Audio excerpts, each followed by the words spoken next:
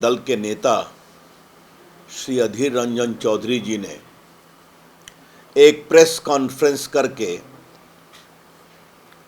बहुत ही बेबुनियाद आरोप लगाए। वो सब टीवी चैनल्स पे आया है, तो इसलिए पार्टी की ओर से इसका उत्तर देने के लिए मैं आपके सामने उपस्थित हुआ हूं। संसद सत्ता पक्ष और विपक्ष दोनों के लिए है ना। विपक्ष का काम है प्रतिवाद करना, सत्ता पक्ष का काम है अपना काम करना। विपक्ष को अपनी बात कहनी चाहिए और यह भी जरूरी है कि विपक्ष को सत्ता पक्ष की बात सुननी भी चाहिए। ऐसे तो नहीं चलेगा ना। विपक्ष सदन को रोकेंगे, मेजें थपथपाएंगे, स्पीकर के पास आकर हल्ला करेंगे, प्ले कार्ड्स लगाएंगे, बोलने नहीं देंगे और फिर कहेंगे हमें बोलने नहीं दिया था। There can be no hypocrisy and double standard in parliamentary conduct. अधीर रंजन चौधरी के लिए थोड़ा मुझे रिकॉल करना जरूरी है। मणिपुर के मामले पर पहले माननीय राजनाथ जी ने पब्लिकली हाउस में कहा, फिर माननीय अमित शाह जी ने कहा कि हम बहस को तैयार हैं, बहस में कोई सीमा का मियाद नहीं होगा। यही बात उन्होंने दिल्ली के कानून में राज्यसभा में कही, आप बहस कर लीजिए। तो नहीं, प्रधानमंत्री को बुलाओ, प्रधानमंत्री को बुलाओ। जब प्रधानमंत्री आए, अपनी बात कही, तो उनको सुनेंगे नहीं आप। तो आप दूसरे को सुनेंगे नहीं, प्रधानमंत्री को बोलने में टोका टोकी करेंगे और फिर वॉकआउट कर जाएंगे और कहेंगे कि हमें बोलने नहीं दिया जाता।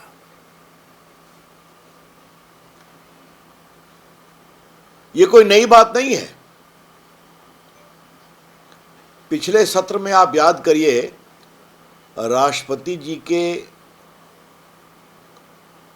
माननीय राष्ट्रपति जी के भाषण के बाद जो धन्यवाद का प्रस्ताव होता है, इसमें 2 घंटे इन लोगों ने माननीय नरेंद्र मोदी जी को राज्यसभा में बोलने नहीं दिया। याद है ना? इंटरप्ट करते रहे कांग्रेस के लोग, उनके बड़े नेता। यही हाल यहां भी कर रहे थे। तो फिर मैं कहता हूं, आप प्रधानमंत्री को बुलाएंगे, आप नो कॉन्फिडेंस की नोटिस देंगे, आप उनको बोलने में व्यवधान करेंगे और उत्तर के समय चले जाएंगे।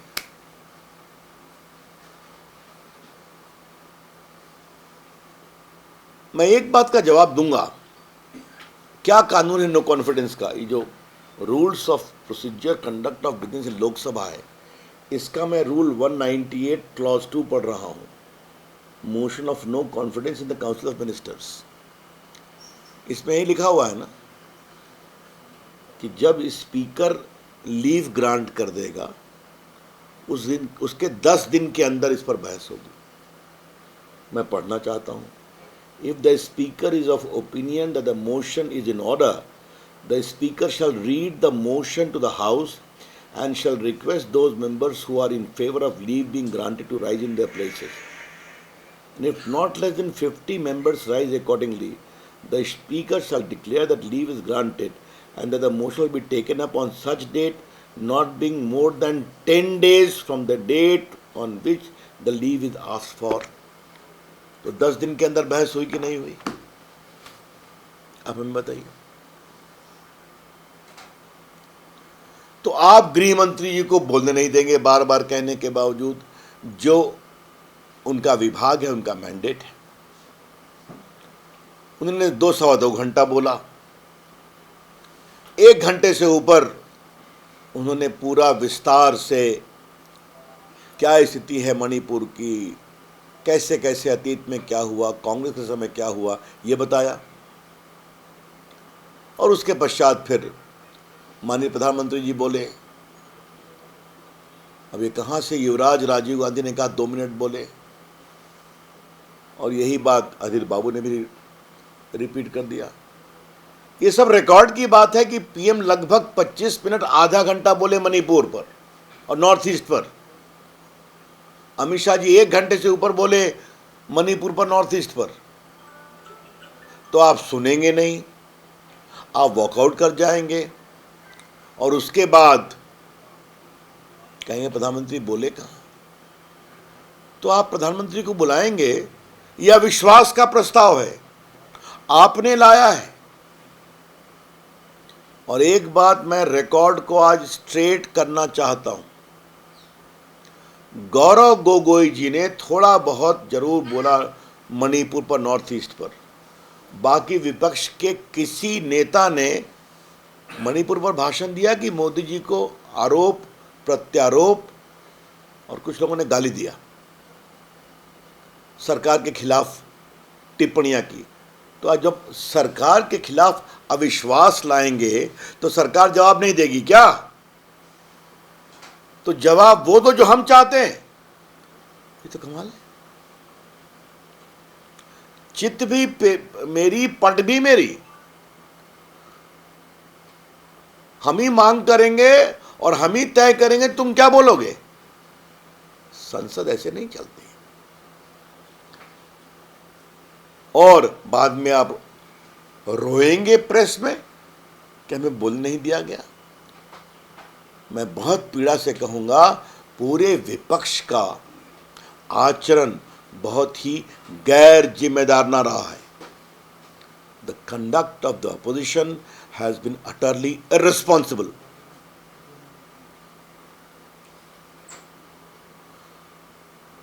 अधीर बाबू तो अधीर बाबू हैं। राहुल गांधी क्या बोले? क्या बोले राहुल गांधी कल? फिर कहा कि भारत माता की हत्या हो रही है।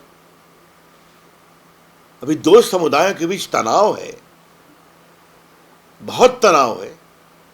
आपका भाषण उकसाने वाला था दो समुदायों के बीच में। मैं उनके आक्रामक शब्दों को रिपीट नहीं कर सकता। और क्या कहा? सेना 2 दिन में ठीक कर देगी। तो राहुल गांधी क्या अपेक्षा करते हैं? सेना गोली मारे भारतीयों को जहां तनाव है, या वहां सौहार्द फैलाए, वहां दिलों को जोड़ने की कोशिश की जाए। तनाव है, सच्चाई है, और आज से नहीं, उसके ऐतिहासिक कारण है, आप भी जानते हैं। और कांग्रेस के समय कितने लोग मारे गए, माननीय अमित शाह जी ने विस्तार से कह दिया। तो राहुल गांधी न देश समझते हैं, न देश की राजनीति समझते हैं। जैसे उनकी दादी जी ने बम फोड़ा ऐजॉल में, वैसे ही किया चाहते हैं करना। क्या वो नहीं होगा। ये लोकतांत्रिक देश है, और राहुल गांधी की पूरी सोच में लोकतांत्रिक सोच है ही नहीं। और राहुल गांधी कृपा करके भारत माता की हत्या की बात अब मत करें। एक बार आपके पुरखों ने भारत का विभाजन करा दिया है, अब नहीं होगा। अब देश मजबूत है और हम लोग मजबूत हैं। राहुल गांधी ऐसी शर्मिंदगी भरी गैर जिम्मेदार भाषा का प्रयोग न करें। आप देश भर में इसको ले जाएंगे हम। ये है युवराज, ये इनकी सोच है। भारत माता को खंडित करने की बात करते हैं, हत्या करने की बात करते हैं। दंगे होते हैं, तनाव होता है, बाद में प्रशासन जुटता है, समाज जुटता है, भावनाएं शांत होती हैं, रास्ता निकलता है। यही तो हुआ है। राहुल गांधी जी जब सिखों का नरसंहार हो रहा था उसको क्या कहेंगे आप? हम वो शब्द नहीं कहेंगे। जब दिल्ली में आपके नेता नरसंहार में, नृशंस हत्या में लगे हुए थे, जिनको बचाने की तमाम कोशिश की गई, और बाद में जब अटल बिहारी वाजपेयी की सरकार आई और नानावती कमीशन बना तो सच्चाई सामने आई और आज चार्जशीट हो रही है, लोग जेल जा रहे हैं, उसको क्या बोलेंगे आप? जब नेल्ली मैसेकर आसाम में हुआ था, सैकड़ों को मारे गए थे, क्या कहेंगे उसको आप? राहुल गांधी जी, आप अपनी क्षमता से नेता नहीं हैं, अपनी परिवार के कारण हैं। कृपया करके अपनी अक्षमताओं का भौंडा प्रदर्शन आप रोज नहीं किया करें देश के सामने। इस देश को चलाना, इस देश को संभालना एक बहुत जिम्मेवारी का काम होता है, जिसमें दूरदृष्टि चाहिए, जिसमें समझदारी चाहिए, जिसमें सद्भावना चाहिए। मित्रों, एक दो अंतिम बात कहनी है। ये कहाँ से बोल रहे हैं श्रीमान अधीर रंजन चौधरी जी कि नो कॉन्फिडेंस के बाद कानून नहीं पास होता? ये कौन सा कानून पढ़ के आए हैं आप? मैं तो किताब लेके आया हूं और फिर रिपीट करूंगा। हम जो कहेंगे वही होगा लोकसभा में, हम जो कहेंगे वही होगा राज्यसभा में। जब तक प्रधानमंत्री नहीं आएंगे हम हाउस चलने नहीं देंगे। प्रधानमंत्री को लाने के लिए हम जानते हैं हम हरा नहीं सकते, वो बोल रहे हैं, तो हम नो कॉन्फिडेंस लाएंगे। वहां प्रधानमंत्री को बोलने नहीं देंगे, वॉकआउट कर जाएंगे, फिर कहेंगे बिल क्यों पास किया? बिल पास होगा, संवैधानिक है। अगर विपक्ष का यह आचरण होगा तो सरकार अपने राजकीय काम को रोक नहीं सकती। और कर जो भारत की पूरी क्रिमिनल व्यवस्था में जो भारतीय परिवेश से गुलामी औपनिवेशिक मानसिकता को समाप्त करते हुए जो क्रांतिकारी बदलाव किया है, माननीय प्रधानमंत्री नरेंद्र मोदी जी और माननीय गृह मंत्री अमित शाह जी का अभिनंदन। इसके बारे में सुप्रीम कोर्ट देश की अपेक्षा बहुत दिनों से थी कि क्रिमिनल केस फास्ट ट्रैक होने चाहिए, झूठे आरोपों से बचना चाहिए, टेक्नोलॉजी के साथ जल्दी से सुनवाई होनी चाहिए। और मेरे सबसे संतोष का विषय है कि जो भगोड़े हैं वो भागते हैं तो उनका ट्रायल सेपरेट होता है। अब आप भागेंगे नहीं आएंगे तो आपके खिलाफ कार्रवाई होगी, सजा मिलेगी। ये देश बहुत दिनों से अपेक्षा कर रहा था। सेडिशन समाप्त हो गया है, आतंकवाद को परिभाषित किया गया है। तो अधीर बाबू ये सब काम नहीं करें। बेटिंग और गैम्बलिंग पर जीएसटी लगाया है, बाकी कुछ किया है, तो क्या चाहते हैं अधीर बाबू? कुछ नहीं काम करें। ऐसे नहीं चलता देश, और हम ऐसे देश चलाएंगे भी नहीं।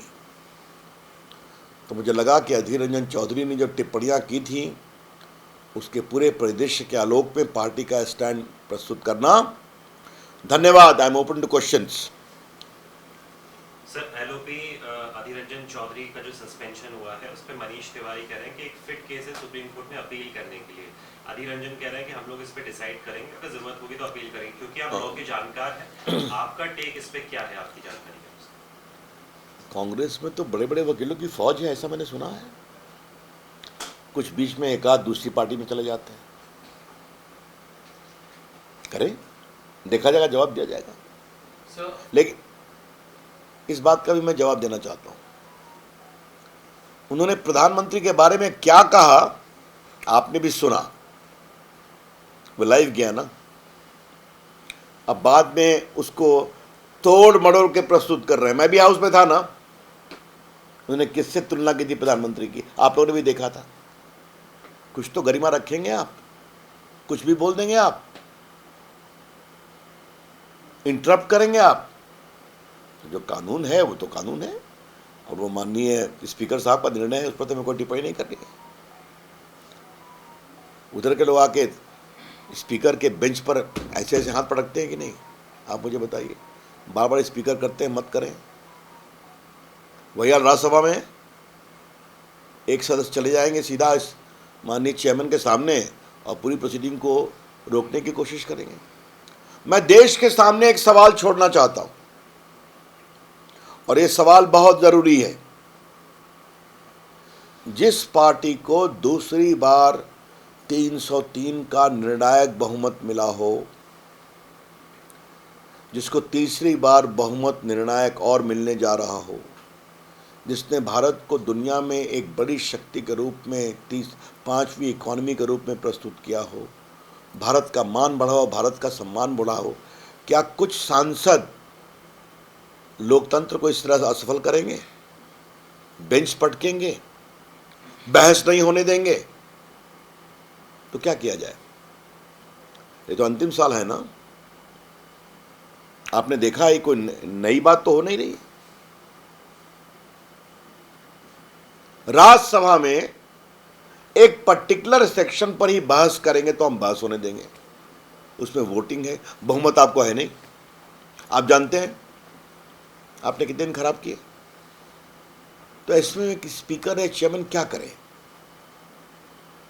उनके पास शक्तियां तो है ना निर्णय करने की, उन्होंने किया। और हम भी चाहते हैं, रिपीट हम करना चाहते हैं। विरोधी पक्ष का काम है सवाल पूछना, तीखे, कड़े, व्यंग्यात्मक, सब करिए, लेकिन जवाब भी सुनिए। हम खाली अपनी बात कहेंगे, तुम चुप रहो, सदन ऐसे नहीं चलता। Yes, next question. सर, नए कानून पर कपिल सिब्बल ने कहा है कि पहले पुलिस बहुत मिसयूज करती थी कानून का, लेकिन अब पावर और दिया जाएगा तो और ज्यादा मिसयूज होगा।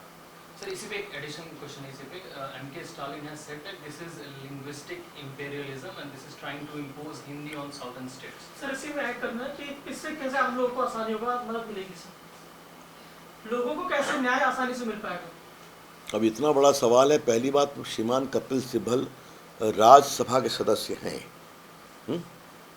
दिखते कम है। तो जब ये बिल स्टैंडिंग कमेटी से होकर के संसद में आएगा तो आके अपने गुणी विचारों से देश को जागृत करें। संसद सुनेगी, गृह मंत्री जवाब देंगे। तो अभी जो बिल गृह मंत्री जी ने प्रस्तुत किया है, और प्रस्तुत करने के बाद जो standing committee, law commission, bar council, bar association, सभी विद्वानों की चर्चा करने के बाद और निखर कर आएगा, उस पर अभी जजमेंट दे देना। इसे कहते हैं पूर्वाग्रह से ग्रसित टिप्पणी। अब मुझे दक्षिण भारत में क्या टिप्पणी की है मुझे कुछ नहीं कहना है ना। आज भारत पेट्रोलियम है कि नहीं? आज हिंदुस्तान पेट्रोलियम है कि नहीं? आज भारतीय रेल है कि नहीं? आज कितनी भारतीय संस्थाओं का नाम भारतीय से है कि नहीं, जो तमिलनाडु में भी काम करती है? तो ये तो ब्रिटिश औपनिवेशवाद से जुड़े हुए ये तीनों कानून थे, penal code, Indian evidence act और सीआरपीसी। आज उसका भारतीय अपेक्षाओं, भारतीय आवश्यकताओं और आधुनिक चुनौतियों के आलोक में उसको किया गया। इस पर क्या आपत्ति है भाई? इस पर क्या आपत्ति है? अब देखिए, मैं बाकी बात कल माननीय अमित शाह जी ने बहुत विस्तार से बताई है, इस पर मुझे कुछ नहीं कहना है। सिर्फ 2-3 बातें मैं बोलूंगा। केस का ट्रायल होता है तो गवाह को आना पड़ता है, एक्यूज को आना पड़ता है। अब एक्यूज भी वीडियो कॉन्फ्रेंसिंग से जुड़ेगा, गवाही भी वीडियो कॉन्फ्रेंसिंग से होगी। इस एसपी साहब ने केस का सुपरविजन किया था, उनका प्रमोशन होते होते वो डीआईजी, आईजी, डीआईजी और डीजीपी होकर रिटायर कर गए। अब उनकी प्रतीक्षा में केस डिले होता है वर्षों तक। अब है जो अभी एसपी है वो रिकॉर्ड देख करके अपना स्टेटमेंट दे देगा।